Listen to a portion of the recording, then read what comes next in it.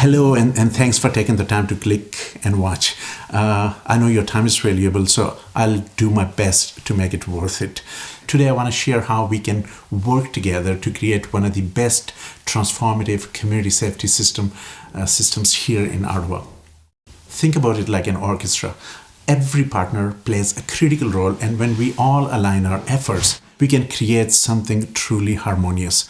A city's got a unique chance to build a model like this, which not only tackles some immediate safety concerns, but also tackles root causes of social disorder and inequities. So there is nothing new about this or complex about it. Let me break it down for you. So we have done this before, transforming neighborhoods across the city from Ottawa South to Lower Town to Venue, all the way to PQ in the West. But we achieved those transformational changes even though we had no opportunities and resources that we have today, right? As you can see on the screen. So with the tools and knowledge that we have got now, we can build something even stronger by aligning our strengths and refining our strategies.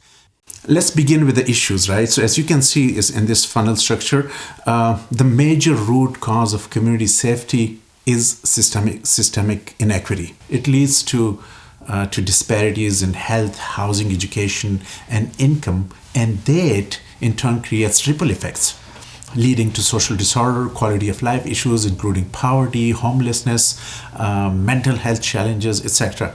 And those issues then lead to, look at the bottom part of the funnel, it often escalates into crime and violence, right? So this means that we need a unified approach to tackle the deeply rooted problems in all of these three areas, right?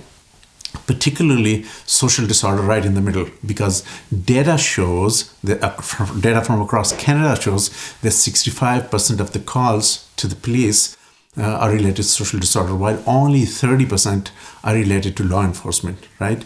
So the solution is in addressing root causes across the spectrum, right? On the one end of this spectrum, we have upstream strategies like community development, social advocacy that tackle inequities and improve social determinants of health for residents and addresses system-level problems. On the other hand, or on the other end, law enforcement, medical care, and mental health services deal with immediate crisis. So there's incident response work that happens in that sphere. So we have already got a lot of initiatives in these two areas, right? So for example, public health, community health and resource centers, the community development framework partners, and the city's CSWB plan, they focus on social development, right? Upstream work, while OPS and CSWB framework, the core initiative, the anchor program, and the situation table, they work downstream in the sphere on the right-hand side. So, but focusing on these two ends of the spectrum in complete isolation from each other isn't enough. So without deliberate collaboration, social order is gonna keep falling apart right in the middle. So the key is in the middle, right? So in this collaborative space where prevention and risk intervention happen, here, community partners provide wraparound support to residents, bringing together social services, municipal agencies, and police, right? So to make the biggest impact, these efforts need to align and integrate through collective planning to tackle social disorder. OPS, for instance, is currently designing a district model to work closer with the community and partner agencies in this sphere. So like an orchestra, in a dynamic community safety and well-being model, harmony in action looks like this. Programs and initiatives address root causes through collective action. Community has access to partner agencies to share insights and foster engagement. And we move beyond policing downstream to transformative prevention and risk intervention right in the middle. There's the midstream, right?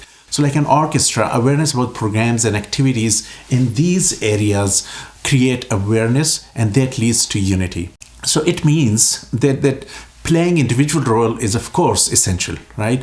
But only by understanding and how we all do all these different things and how all these different parts fit together as a collective can help us achieve the harmony that's required. And this unified approach creates accountability. This is important, right? It creates accountability and empowers community to effect or influence priorities to build safer and more resilient neighborhoods.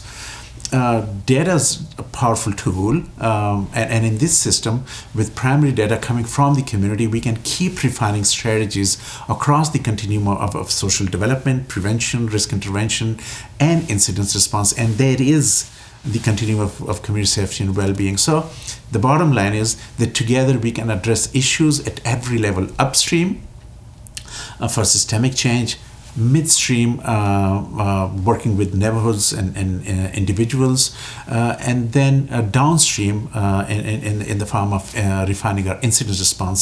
So lastly, by collaboration in the middle zone, the intersecting zone isn't just a strategy, it's the future.